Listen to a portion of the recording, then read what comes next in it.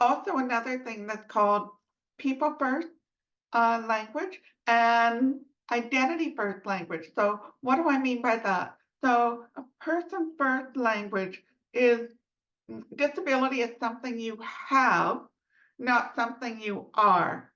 So person first language would say a person who is blind.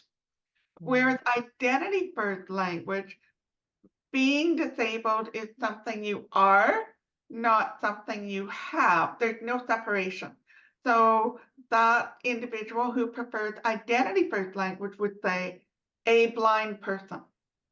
Now, for myself, I prefer to say I am a person living with hearing loss. And so that is person first language. Somebody else may choose to say the opposite and say, I am a deaf person, or I am a blind person, or whatever. The important thing to remember is these are two different but valid approaches. And they are deeply personal to the individual who is using them. So respect that choice. When someone has said to me, oh, you're hearing impaired, and I say, well, actually, no, I prefer, I'm a woman living with hearing loss. And I've had people to say, oh, you're wrong. And I'm like, excuse me? No, it's a deeply personal choice. That's how I identify. Someone else with hearing loss may be very comfortable saying hearing impaired. So it all is rooted in respect. And can I ask you, if we don't know what someone's preference is in the context of using person first language, what should we err towards?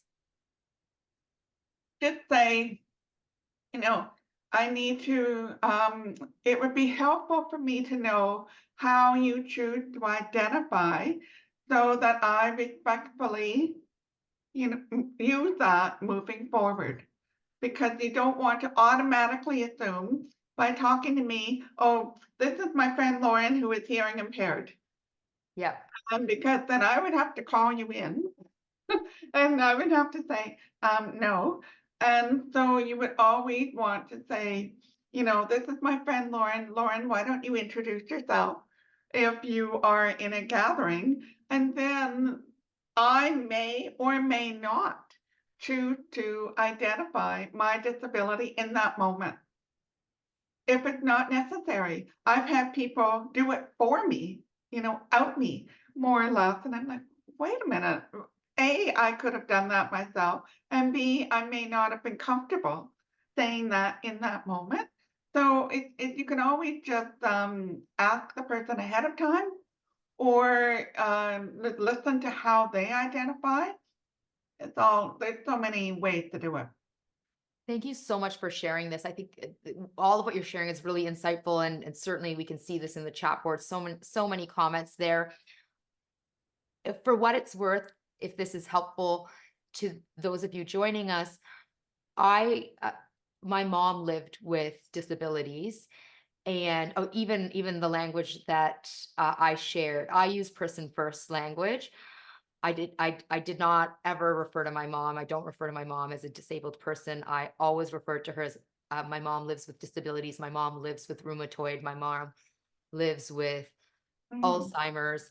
And when I don't know how a person prefers to be referred to, I always use person first because I want to mhm. honor that. And but like you suggested, Lauren, I'm always tuning in to how people speak about their own experiences. And so, for example, I personally also dislike the language struggles with. So, for example, in the context of mental health issues, Mm, I really feel uncomfortable when people say, "Oh, my friend struggles with depression." But on the other hand, if a person says, "I struggle with depression," then mm, I always mirror the of language course. that's used. Well, and struggle is a much better word than suffers from. Yes. And now I recognize with mental health issues, you may well have crushing suffering related to that, but that is for the individual to use, not for those outside of that circle to label.